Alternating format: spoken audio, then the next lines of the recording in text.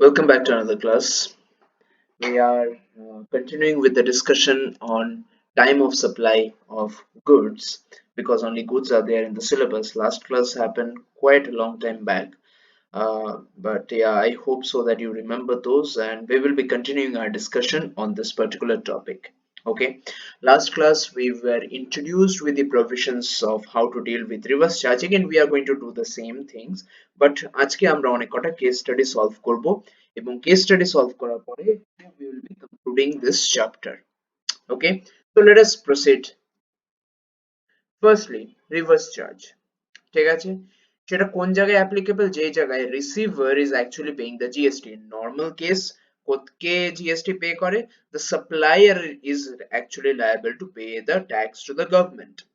But over here we know that reverse চার্জে কেসটা উল্টো হয়ে যায়, তাই নামটা রিভার্স চার্জ। সাপ্লায়ার না দিয়ে ট্যাক্সটা গভর্নমেন্টের কাছে কে জমা দিচ্ছে? রিসিভার। ঠিক আছে, কি কি কন্ডিশনস হয় in the last class we discussed. আজকে চলো সেই প্রভিশন গুলোকে আমরা আবার জট ডাউন করে নেই। What are the different provisions to determine time of supply under reverse charge? Okay, reverse charge এর জন্য দেখো time of supply is earliest of the following, চারটে different points আছে। Okay, first point is date of receipt of goods. এখানে একটা জিনিস আগেই বলে দিচ্ছি যে date of removal of goods নিয়ে কিন্তু কনসার্ন হচ্ছে না, মানে সাপ্লায়ারের এন্ড থেকে কবে গুডসটা মুভ হয়েছে সেটা কিন্তু এখানে আসছে না, যেটা নাকি ফরওয়ার্ড চার্জের কেসে কিন্তু সেটা একটা রোল প্লে করছিল, যেটা এই জায়গায় কোনো রোল প্লে করবে না। ঠিক আছে, অবভিয়াসলি লজিক্যাল সেন্স তো এখানেই হচ্ছে। কিভাবে লজিক্যাল সেন্সটা কোথায়? আমরা তো এখানে দেখছি যে রিসিপিয়েন্টের সাইড থেকে দেখছি, সাপ্লায়ারের সাইড থেকে তো আমরা দেখছি না, তাই রিমুভাল অফ গুডসটা আমাদের কিন্তু এখানে দরকার নেই। It is date of receipt. Receipt কে করছে? রিসিভার, যার কাছে গুডস দেওয়া হচ্ছে, পাঠানো হচ্ছে, সে রিসিভ করছে। ঠিক আছে, and that's receiver. So date of receipt of goods আমাদেরকে দেখতে হবে, সেটা একটা ডেট পার্টিকুলার আসবে। Next, date when recorded in the books of accounts। এবার জাস্ট ফর এক্সাম্পল ভাবো, ইউ আর আ ডিলার। ঠিক আছে, তুমি অর্ডার করেছিলে, গুডসটা একটা ডেটে আসলো, আসার পরে তুমি এটা রেকর্ডিং করবে না বুকস অফ অ্যাকাউন্টসে? তুমি কবে পে করেছো বা সেটাও কি মেনশন করবে না বুকস অফ অ্যাকাউন্টসে? ইউজুয়ালি এখানে বুকস অফ অ্যাকাউন্টসে লেখার মানেটাই হলো যে পেমেন্টের ব্যাপারটা সেখানে লেখা হচ্ছে, কবে গুডসটা রিসিভ করেছে সেটা নয়, পেমেন্ট করেছে সেটাকে কবে সে বুকস অফ অ্যাকাউন্টসে লিখছে। ঠিক আছে, তাই নেক্সট পয়েন্টটা দেখো, বুকস অফ অ্যাকাউন্টসে কবে এন্ট্রি করেছে বা date of payment, date when payment is debited.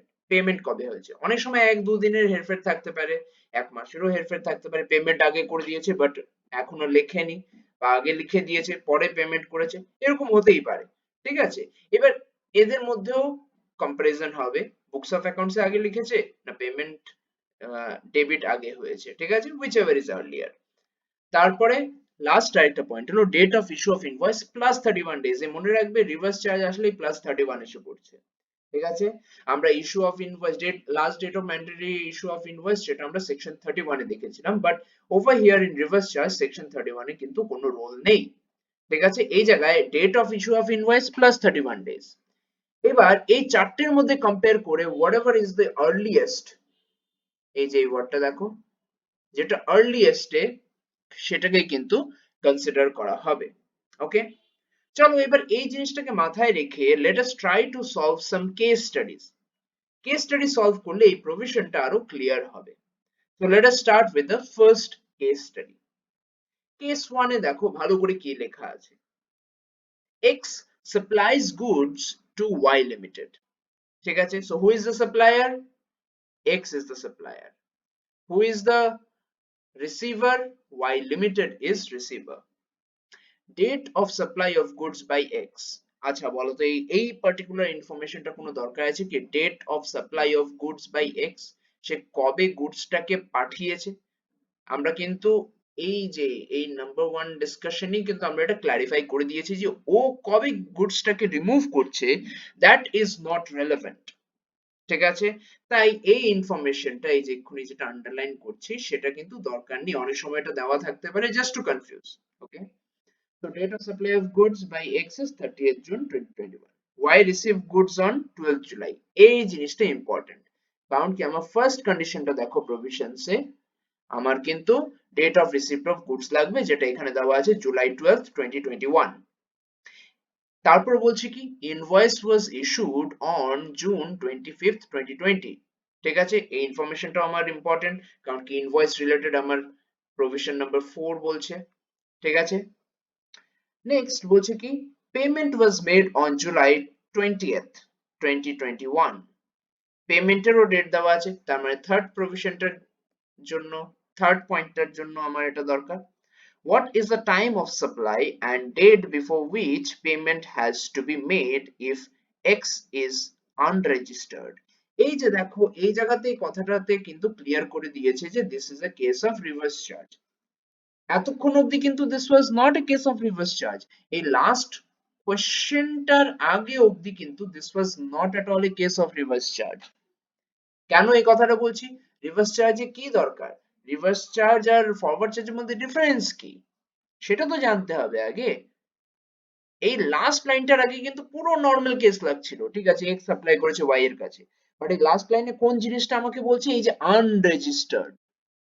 ঠিক আছে, এই কথাটা কিন্তু আমাকে ক্লারিফাই করে দিচ্ছে যে supplier is unregistered but Y limited is, মানে যে রিসিপিয়েন্ট, হি ইজ রেজিস্টার্ড। আর গভর্নমেন্ট কিন্তু আনরেজিস্টার্ড মানুষদেরকে ট্যাক্স দেওয়ার জন্য লায়াবল করবে না। গভর্নমেন্ট যারা রেজিস্টার্ড ওদেরকেই লায়াবল করবে পেমেন্ট করার জন্য। এখানে রেজিস্টার্ড কে তাইলে? Y limited, and Y is the recipient. ঠিক আছে, তাইলে এখানে আমার কোন কেসটা অ্যাপ্লাই হচ্ছে? Reverse charge. তার মানে অ্যাবভ কন্ডিশনস গুলোকে এবার আমরা এইভাবে লিখে নিতে পারি। সলিউশনের জন্য time of supply is earliest of the following. First আমরা date of receipt of goods লিখে নিতে পারি 12th জুলাই, এই যে এই জায়গাটাতে লেখা, ঠিক আছে, যেদিন রিসিভ করেছে।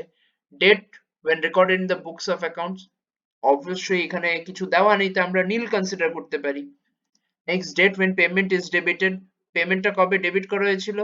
20th জুন, জুলাই 20th, এই যে এই লাইনটা দেখো 20th জুলাইয়ে কিন্তু ডেবিট করা হয়েছে, তাই সেটা July 20th। Next date of issue of invoice plus 31 days. দেখো এখানে কিন্তু ডেট অফ ইস্যু অফ ইনভয়েসে গিয়ে স্টপ হয়ে যাচ্ছে না, বারবার বলছি এই জায়গায় সেই প্লাস 31 ডেজটা দরকার। So date of issue of invoice কবে? ইনভয়েস ইস্যু করা হয়েছিল জুন 25th এ, প্লাস 31 ডেজ যদি আমি করি কত আসছে? জুনে কটা কটা দিন আছে? 30 ডেজ অবধি আছে। ঠিক আছে, সো জুন 25 থেকে জুলাই 25, 30 ডেজ প্লাস আরো 1 ডে, কারণ কি 31 ডেজ প্লাস করতে বলেছে, সো সেটা আসছে জুলাই 26th 2021। ঠিক আছে, এবার তারপরে কি করব? এদের মধ্যে আর্লিয়েস্টটা আমাকে কম্পেয়ার করতে হবে। এই যে time of supply is earliest of the following, তাইলে এখানে যদি টাইম অফ সাপ্লাইটা বের করি দেন আর্লিয়েস্ট কোনটা আসছে? This figure is my earliest. ঠিক আছে, 12th July is the earliest. তাই টাইম অফ সাপ্লাই দেখো এখানে লেখা আছে জুলাই 12th 2021। কিন্তু আমাদের কি সলিউশন হয়ে গেছে? নো। দেখো আমরা এই কোশ্চেনের ফার্স্ট পার্টটা খালি কমপ্লিট করেছি, what is the time of supply, but we have not yet completed the date before which payment has to be made. ঠিক আছে, আর এই ডিসকাশনটা আমরা যেটা আগে করেছিলাম সেটাই অ্যাপ্লিকেবল হচ্ছে। What is the date before which the payment has to be made? 20th day of the next মান্থের আগে।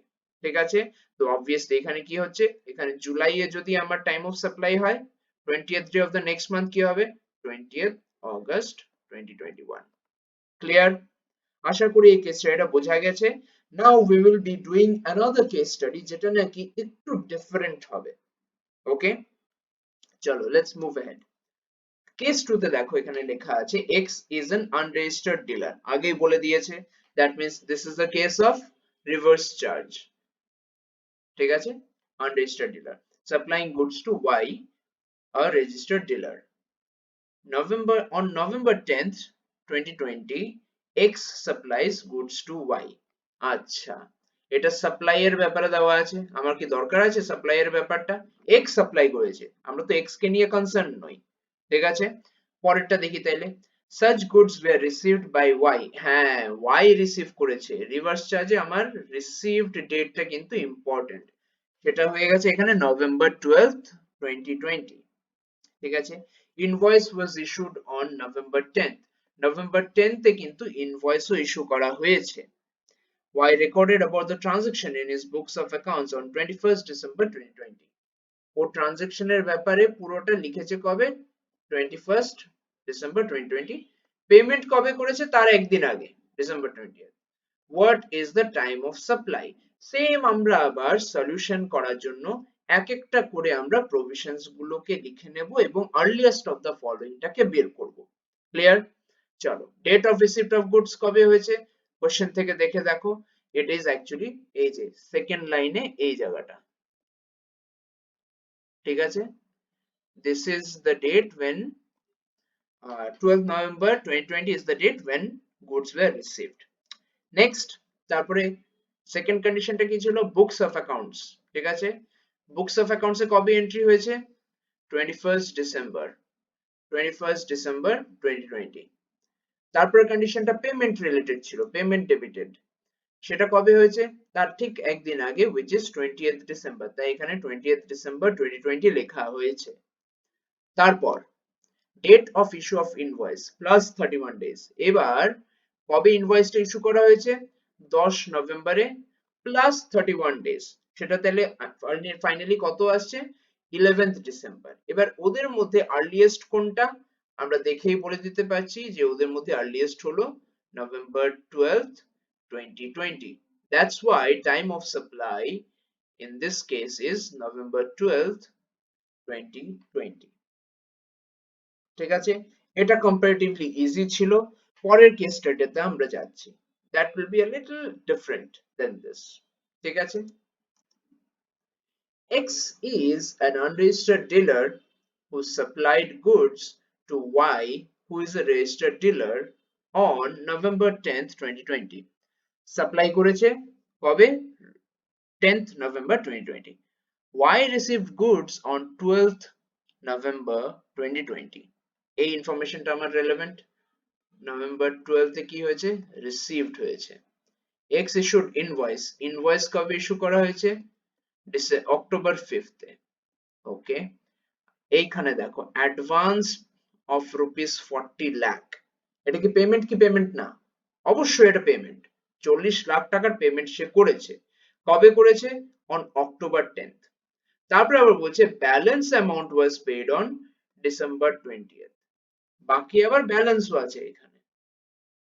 সো নাও আমাকে এটা কি, আমরা আমরা কি করে সলভ করতে পারি, আমাদেরকে তো টাইম ও সাপ্লাই বলেছে, সবকিছু ঠিক ছিল যদি না আমাদেরকে ব্যালেন্স অ্যামাউন্ট আর অ্যাডভান্সের কেসটা না দেওয়া থাকতো, কিন্তু এটা দিয়ে আমাদের একটু কনফিউশন ক্রিয়েট করে দিয়েছে। So let us try to C how to solve this numerical. Okay, solution একদম সিম্পল ভাবে আগে আমাদেরকে দেখতে হবে এখানে দুটো কেস আছে, একটা হলো অ্যাডভান্সের আর একটা হলো ফাইনালের। এবার সেম আগে যে প্রভিশন গুলো লিখেছিলাম একদম সেম ভাবে লিখে নেব, date of receipt of goods. এবার অ্যাডভান্স বা ফাইনাল হোক, গুডসটা তো এই একটাই ছিল, ঠিক আছে, তো তাই দুটোর জন্য কিন্তু সেম ডেট হবে, কারণ কি দুটো ডিফারেন্ট গুডস নিয়ে আমরা কিন্তু কনসার্ন নই এখানে, একটাই গুডস, সেটার জন্য আগে একটু পেমেন্ট করেছে আর কিছু পরে করেছে। ঠিক আছে, so for both the date of receipt of goods would be same. Next, date when recorded in the books of accounts, আমাদের এখানে কোনো ইনফরমেশন দেওয়া নেই, we can write nil। Third পয়েন্টটা বলছে date when payment is debited, এবার payment কবে কবে ডেবিট হয়েছে একটা একটা করে দেখি। অ্যাডভান্সে দেখো, এই যে কোশ্চেনটাতে গেলে অ্যাডভান্স 40 লাখ টাকার কবে পে করা হয়েছে, 10th অক্টোবর, সেখানে আমি তাই 10th অক্টোবর লিখে দিয়েছি। আর বাকি যে ফাইনাল পেমেন্টটা ব্যালেন্স অ্যামাউন্ট সেটা কত তারিখে করা হয়েছে, 20th ডিসেম্বর, তাই এখানে 20th ডিসেম্বর লেখা আছে। Okay, next, date of issue of invoice plus 31 days, invoice কবে ইস্যু করা হয়েছে, অক্টোবর 5th এ, অক্টোবর 5th এ যদি করে October 5th plus 31 days comes to November 5th। ঠিক আছে, ইনভয়েস তো আর দুটো আলাদা নয়, একটাই ইস্যু করেছে তাই দুজনের জন্যই সেম থাকবে। এবার চারটের মধ্যে কম্পেয়ার করে আমাকে অ্যাডভান্সের জন্য আলাদা টাইম অফ সাপ্লাই, ফাইনালের জন্য আলাদা টাইম অফ সাপ্লাই কিন্তু বের করতে হবে। সো এটা অ্যাকচুয়ালি এইভাবে আসছে, time of supply is for advance, অ্যাডভান্সের জন্য কি হচ্ছে, অ্যাডভান্সের জন্য আমার time of supply is 10th October, কিন্তু ফাইনাল পেমেন্টের জন্য আমার নভেম্বর 5th 2020। ক্লিয়ার? একটা পার্টিকুলার ট্রানজাকশনে, একটা পার্টিকুলার কেসে কিন্তু দুটো টাইম অফ সাপ্লাই থাকতেই পারে, ঠিক আছে, সেটা অস্বাভাবিক কিছু নয়, this is possible. Okay, so now let us move ahead. This concludes our discussion on case studies. এবার আমরা আসি time of supply in case of vouchers. ঠিক আছে, ভাউচার্স এর ক্ষেত্রে কি করা যেতে পারে? এবার নাও হোয়াট আর ভাউচার্স? হয়তো you have been to different pantaloons or brand factories. If you purchase something, sometimes they have offer, they give you some cards or booklet kind of, which is like an offer written that 5,000 off on your next shopping, terms and conditions apply. What are those? Why are they giving off? ওই সেই পেপারটা কি? Those are vouchers. Okay, এবার ভাউচারের ক্ষেত্রে এখানে কিন্তু আলাদা time of supply হবে। এতক্ষণ যা যা ডিসকাস করলাম that was not applicable in case of vouchers. Vouchers এর জন্য আলাদা ডিসকাশন হবে। ওকে, তার আগে আমাদেরকে দেখতে হবে যে কন্ডিশনস ফর ভাউচার্স, তার মানে কি ভাউচারটা ট্যাক্স লায়াবিলিটি আসার জন্য কন্ডিশন গুলো কি কি, কি কি কন্ডিশন স্যাটিসফাই করতে হবে। Firstly, the vouchers must be valid for consideration or part consideration. এবার এই কথাটার মানে কি, valid for consideration or part consideration? Just for example, ভাবো তোমার তুমি ব্র্যান্ড ফ্যাক্টরিতে গেছো, সেখানে you have purchased some things, you got a voucher. The voucher says 2000 off on your next shopping, maximum up to 2000 off on your next shopping. So next time if you go and end up purchasing goods worth of 2000 আর তুমি যদি ভাউচারটা দাও, তোমার কাছ থেকে আর 1 টাকাও extra নেবে কি? Not at all. ঠিক আছে, why? Because that voucher itself formed the full amount of consideration.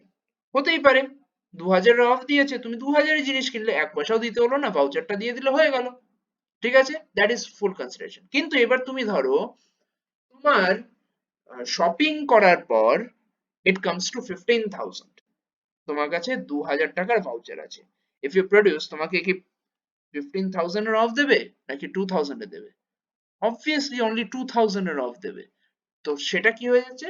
Part consideration, full consideration নয়, পার্ট কনসিডারেশন। ঠিক আছে, the vouchers must be valid for consideration or part consideration. Next condition, there is an obligation on part of the issuer to honor it. যে issue করেছে, that institution or that organization is liable to honor the voucher that you are carrying. কেন এই কথাটা mention করা আছে? ওখানে দেখবে অনেক সময় লেখা থাকে ডেটস এন্ড অল, ডেটস পার হয়ে গেলে কিন্তু the organization is no longer responsible to honor your voucher, ঠিক আছে, so এই দুটো condition must be satisfied. Vouchers can be specified or generalized. এবার what is specified voucher and what is generalized voucher? Simple কথা, দেখো অনেক সময় voucher পাওয়া যায়, তুমি ধরো ব্র্যান্ড ফ্যাক্টরিতে গেলে 2000 টাকা তুমি ভাউচার পেলে, কিন্তু ওখানে যদি এই কথাটা লেখা থাকে only applicable for shoes, খালি জুতোর জন্য সেই ভাউচারটা applicable। এবার তুমি পরের বার শপিং করতে গেলে ব্র্যান্ড ফ্যাক্টরিতে and you purchased lot of clothes but you did not purchase a single shoe, do you think that voucher is valid? Not at all. কারণ কি সেখানে ভাউচারে স্পেসিফিক্যালি মেনশন করে দেওয়া আছে যে এই ভাউচারটা can only be redeemed against purchase of shoes, একটা পার্টিকুলার আইটেমকে স্পেসিফাই করে দিয়েছে, ঠিক আছে, তো সেটা সেই টাইপ অফ ভাউচার্স কে বলে স্পেসিফাইড। আর জেনারেলাইজড কি, তুমি ব্র্যান্ড ফ্যাক্টরিতে গেলে 2000 এ তুমি ভাউচারটা পেলে, সেখানে লেখা আছে অন অ্যাপারেলস, ঠিক আছে, অ্যাপারেলস মানে কি, জামা কাপড়, সেখানে তুমি শার্ট কিনতে পারো, টি শার্ট নিতে পারো, সেখানে তুমি ট্রাউজার্স নিতে পারো, ফর্মালস নিতে পারো, বিভিন্ন জামা কাপড় নিতে পারো, ঠিক আছে? সো সেগুলো কি, সেগুলো জেনারেলাইজ, যেখানে নাকি স্পেসিফিক্যালি কিছু বলে দেয়নি। এবং কেন এই জিনিসটা আমরা এখানে ডিসকাস করছি, কারণ কি এই দুটো জিনিসের উপর বেস করে কিন্তু দুটো আলাদা প্রভিশন হবে। চলো এবার প্রভিশন গুলো দেখি যে in case of vouchers what would be the time of supply. First, when it is a case of specified vouchers, ঠিক আছে, সেটাকে বইয়ের ল্যাঙ্গুয়েজে কি বলছে, when supply is identifiable, ঠিক আছে, when the supply is identifiable, এই কথাটা কিন্তু বইয়ে বলছে। তো এখানে লেখা আছে when the voucher is specified, মানে আমি জানি যে এটা খালি ব্যাগের জন্যই এটা রিডিম করা হবে। তো in that case what would be the time of supply? সরকার বলছে time of supply is date of issue of voucher। আরে কেন এটা বললো, এখনো তো সে রিডিম করেনি। সোজা কথা, সরকার তাড়াতাড়ি টাকা চাইছে। সরকার তো জানে রিডিম করলে এটা খালি ব্যাগেই হবে, আর বলছে তাহলে আমি বসে থাকবো কেন, সে রিডিম করবে কি করবে না।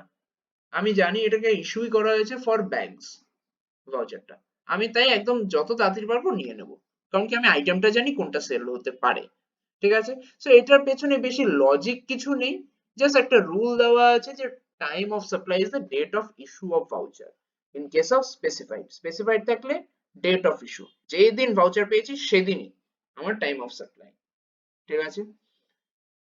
Next, when the voucher is generalized, যেখানে নাকি ব্যাগ বা জুতো সেটার জন্য দেওয়া নেই, ইনফ্যাক্ট অ্যাপারেলস, ঠিক আছে, বা গ্রসারিজ সেরকম যদি লেখা থাকে জেনারেল টার্মস, তাইলে সেটাকে বইয়ে বলছে when the supply cannot be identified, সেই কেসে কি হবে? টাইম অফ সাপ্লাই ইজ, এই যে টিওএস মানে কি, time of supply, okay? Time of supply is date of redemption of voucher, যেই ডেটে ভাউচারটাকে রিডিম করা হচ্ছে, ভাউচারটাকে প্রেজেন্ট করা হচ্ছে সেই দোকানে গিয়ে বা সেই স্টোরে গিয়ে, সেই ডেটটাই কিন্তু হয়ে যাবে টাইম অফ সাপ্লাই, ঠিক আছে? দুটো আলাদা প্রভিশন, দুটো ডিফারেন্ট টাইপ অফ ভাউচার্স এর জন্য। This is what we must be remembering. এবার এছাড়াও অন্য অনেক কটা কেস হতে পারে, সেই কেসে সরকার বলছে, ট্যাক্স লস বলছে যে আমরা কিন্তু ছেড়ে দিতে পারি না, কারণ কি টাইম অফ সাপ্লাই যদি ডিটারমাইন না হয় তাহলে আমি তো ট্যাক্সও ডিটারমিনেশন করতে পারবো না। তো তার জন্য বাকি কেসগুলো কি সবাই ফাঁকি মারবে নাকি? No, there is no chance for that, কারণ কি গভর্নমেন্ট বলেছে in other cases time of supply is this। ওখানে আবার দুটো কন্ডিশন, ওখানে বলেছে কি কিছু কিছু মানুষরা রেজিস্টার্ড থাকতে পারে জিএসটি তে, কিন্তু ওদের কেসটা আমরা এখন অব্দি যা যা কেস ডিসকাস করেছি কোনোটাতে কভার হচ্ছে না। তো ওরা কি ট্যাক্স দেবে না? ওরা রেজিস্টার্ড, কিন্তু ওদের কেসটা কভার হচ্ছে না। তো ওদেরকে কি বলেছে, তোমরা যেহেতু রেজিস্টার্ড প্রত্যেক পার্সনকে একটা পিরিয়ডিক জিএসটি রিটার্ন ফাইল করতেই হয়। কিছু জনের জন্য, কিছু জনের 15 দিনে একবার করতে হয়, কিছু জনের 1 মাসে করতে হয়, ঠিক আছে? Time can vary. সো এবার বলছে প্রত্যেকবার যখন তুমি পিরিয়ডিক রিটার্নটা ফাইল করবে, দ্যাট পার্টিকুলার ডেট যেদিন তুমি ফাইল করছো, that will be your time of supply, ঠিক আছে? তাই এখানে বলা আছে কি শর্টকাটে, date of filing such return is the time of supply. কাদের জন্য? যারা নাকি রেজিস্টার্ড এবং যাদেরকে জিএসটি পিরিয়ডিক রিটার্ন ফাইল করতে হয়। সেকেন্ড, যাদের জিএসটি পিরিয়ডিক রিটার্ন ফাইল করতে হয় না, ওদের জন্য কি, time of supply is the date on which GST is paid, ঠিক আছে? যে ডেটে জিএসটিটা কালেক্ট করা হয়েছে, জিএসটি পে করছে, সেই ডেটটাকে কিন্তু কনসিডার করা হবে as time of supply. Okay, let us move forward to the last discussion of today, time of supply in case of increased value। increased value কথাটা অর্থ কি? দেখো সামটাইমস সাপ্লায়ার কি করে, কিছু গুডস পাঠায়, ঠিক আছে? ধরো সেটা কস্ট করছে 10,000 টাকা, বাট হয়তো কোনো কারণে কিছু পেনাল্টি লাগলো বা অন্য কিছু হলো, রিসিপেন্টের কিছু ভুল আছে, কিছু দোষ আছে, তার জন্য কি হয়, রিসিপেন্টকে কিছু এক্সট্রা কস্ট বেয়ার করতে হবে। 10,000 এর জিনিস হয়ে গেল 2,000 আরো এক্সট্রা, তার মানে 12,000 টাকা। সো ইন দ্যাট কেস আমার টাইম অফ সাপ্লাই কি হবে? মনে করে দেখো আমরা একটু আগে একটা কেস স্টাডি সলভ করেছিলাম advance payment and balance payment. ঠিক আছে, অ্যাডভান্স আর ফাইনাল পেমেন্ট। সেখানে দুটো আলাদা টাইম অফ সাপ্লাই হয়েছিল, এখানে তো ভ্যালু দুটো আলাদা হয়ে যাচ্ছে। তো এখানে কি হবে তাইলে, চলো দেখি কি হতে চায়। এখানে দেখো প্রশ্নটা হলো how to find out the time of supply in such cases. প্রথম যে সেই 10,000-এর জন্য 12,000-এর মধ্যে যে 10,000টা আছে সেটা তো নর্মাল, সেটা তো অ্যাকচুয়াল চার্জই ছিল। সেটার জন্য বাকি আমরা যত প্রভিশন এখন অব্দি ডিসকাস করেছি যেটার মধ্যে পড়বে অ্যাকর্ডিং টু দ্যাট তুমি অ্যাপ্লাই করে দেবে। ঠিক আছে, বাকি তাহলে রয়ে গেল কত, 2,000। এই 2,000টার জন্য আলাদাভাবে ক্যালকুলেট করতে হবে। তো এখানে দেখো লেখা আছে for the increased amount time of supply will be the date on which such increase in value has occurred। মানে যেই ডেটটাতে এই এক্সট্রা কস্টটা ইনক্রিজ হলো বা এই এক্সট্রা কস্টটা ইনকার হলো সেই ডেটটা will be the time of supply. এছাড়া তার অন্য কোনো ডেট নেই। ঠিক আছে, তাই এটাকেই কনসিডার করা হচ্ছে। Time of supply will be the date, এই যে দেখো, time of supply will be the date on which such increase in value has occurred। ঠিক আছে, and this is where we finish our discussion with the chapter time of supply. Next class we shall be starting off with value of supply. Thank you.